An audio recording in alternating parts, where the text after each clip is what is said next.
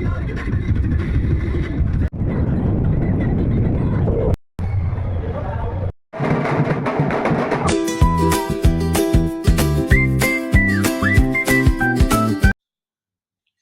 Morning. Welcome back to my channel.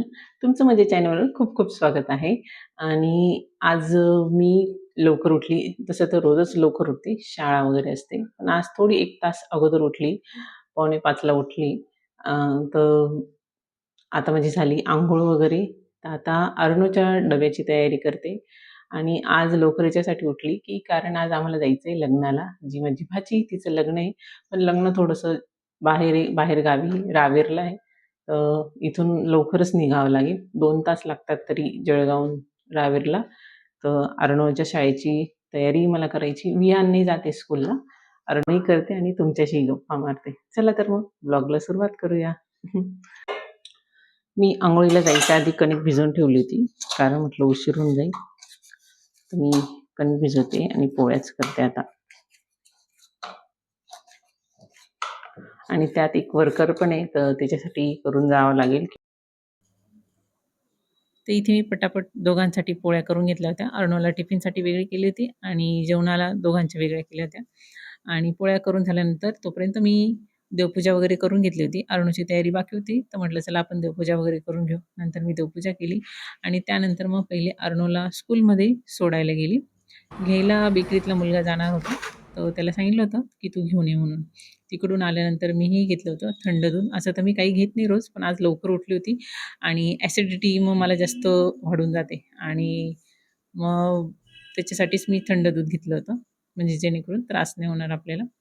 आणि नंतर मग मी हे घरातलं पटकन माझं घर आवरून घेतलं होतं, कारण पुढेही मला पटकन तयारी करायची होती. तयारी करण्याचं मी ते शूट नाही केलं, कारण असंही खूप जास्त उशीर झालेलाच होता. तर इथे मी पटकन आवरून घेतलं होतं घर वगैरे.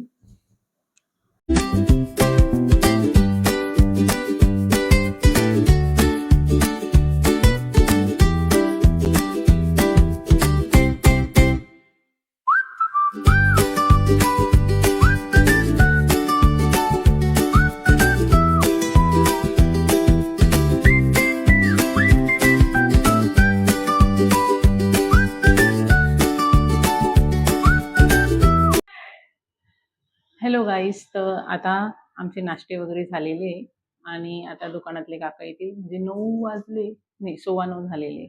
तर ते 9:30 पर्यंत येतात. आता नाश्त्याला जी रात्रीची खिचडी होती मी तीच गरम केली आणि आम्ही सर्वांनी तिघांनी तीच खाल्ली.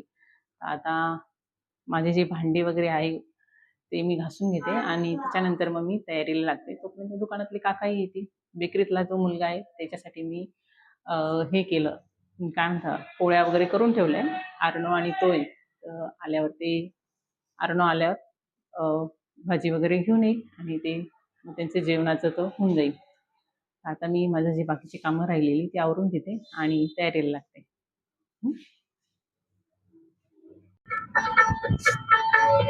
इकडे बघणार आहे.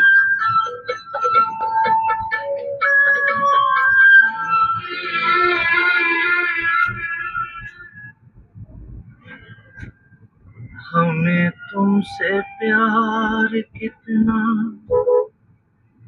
ये हम नहीं जानते, मगर जी नहीं सकते तुम्हारे बिना। हमें तुमसे प्यार कितना ये हम नहीं जानते, मगर जी नहीं सकते तुम्हारे बिना। हमें तुमसे प्यार।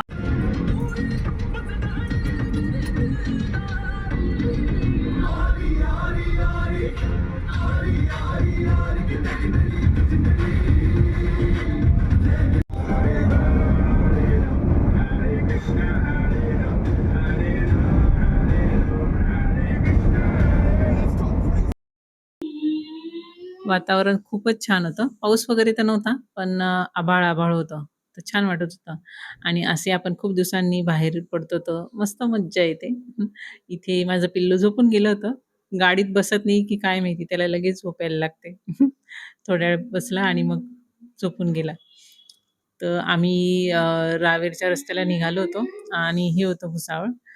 आम्ही तयारी पटकन केली कारण ते शूट करता आलं नाही कारण खूप जास्त वेळ होऊन गेला होता आणि खूप घाई झाली असती. तर मी ते शूट करायचं राहू दिलं. तयारी करून मी डायरेक्ट हे प्रवासाचंच दाखवते. ही आहे तापी नदी. हिचं जे नदीचं पात्र आहे ते खूपच मोठं आहे आणि हिचा जो उगम स्थान आहे ना, तो इतका छोटा आहे. तो इथे नाही, तो तिकडे एम-पी साइडकडे आहे. असं मीही बघितलं नाही. हे सांगणारे सांगतात, यांनी बघितलं इथं. तर मस्त असं वातावरण होतं. शेतकरी बिचाऱ्यांनी पेरून तर ठेवलं, पण पाऊस काय माहिती काय? पाऊस काही ह्यावेळेस दिसत नाहीये. मस्त वातावरण होतं आणि नेमकं असं झालं, की तापीला बोर्ड लावलेला होता, की रस्त्याचं काम चालू आहे. पण गाड्या येत जात होता. तर यांना रोहनला असं वाटलं, की रस्ता चालूच आहे काय? आम्ही गाडी टाकून दिली, पण पुढे जाऊन रस्ता बंद होता आणि मग आम्हाला असं गल्लीमधून जावं लागलं. तेही रस्त्यात आम्हाला अगोदर 2 बायका भेटल्या बिचाऱ्या. त्यांनी हा रस्ता सांगितला. त्या म्हणे, "आम्हालाही सोडून द्या गावाकडे." मग आम्ही गेलो आणि परत आम्हाला उलटा फेरा पडला आणि आम्हाला असं 2 जणांना सोडावं लागलं. म्हणजे ते रस्ताही सांगत होते आणि कोणी नव्हतंच त्यांना रिक्षा वगैरे काहीच नव्हती रस्ता बंद असल्यामुळे. तर म्हटलं चला त्यांनाही सोडणं होईल आणि रस्ताही ते आपल्याला सांगतील. तर खूप मोठा फेरा तर पडला आम्हाला, पण मजाही तेवढी आली. कारण ही अशी गावं आपण कधी बघत नाही आणि बघणंही झालं नसतं. चला त्यानिमित्ताने बघणंही होऊन गेलं. तर इथे हे आहे रावेरचं. आम्ही रावेरला पोहोचलोच कारण केळीची बाग लागले म्हणजे समजायचं रावेर आलं. वातावरण आणि नुकसान झालेलंच होतं थोडं आणि इथे आम्ही पोहोचलो मग लग्नाच्या ठिकाणी.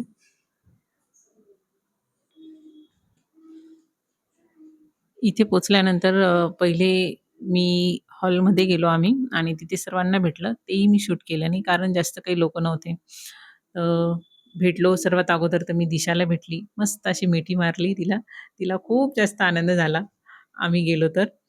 आणि त्याच्यानंतर मग त्यांनी आम्हाला घाई केली, की जेवणं करून घ्या. कारण खूप उशीर झाला होताच म्हणजे आणि आम्हाला लगेच निघायचं पण होतं. मग आम्ही इथे पहिले जेवणं करून घेतले. तेवढ्यात आला नवरदेव आणि नवरदेवला तसं तर मी ओवाळलं नाही असं कधी, पण ती दिशाचं चाललं होतं, "मामी तुम्ही ओवाळा, तुम्ही माझ्या आईच्या जागेवर आहे." तिने फोनवरच मला सांगितलं होतं, की "तुम्ही नक्की या आणि तुम्हाला नवरदेवला ओवाळायचं वगैरे आहे." म्हटलं, "बरं ठीक आहे, ही म्हणते तर करून घेऊ आपण." कारण तिची अशी मम्मी नाही आहे. मम्मी तिची कोरोनामध्ये वारली आहे. तर म्हटलं चला ही म्हणते तर करून घेऊ. आणि ही होती दिशा. छोटीशी अशी नवरी होती. नंतर मग नवरदेव आला आणि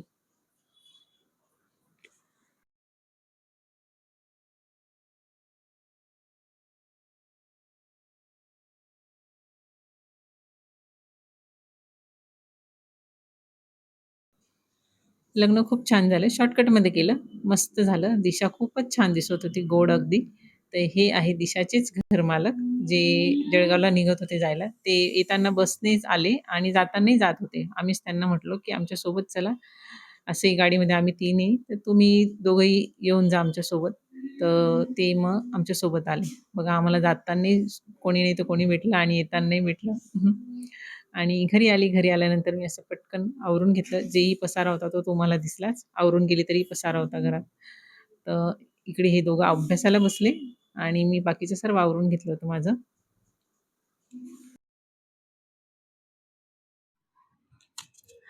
सर्व तर माझं आवरले गेले, पण आता फक्त भाजी वगैरे बाकी आहे. भाजी काय करावं हे सुचत नाहीये.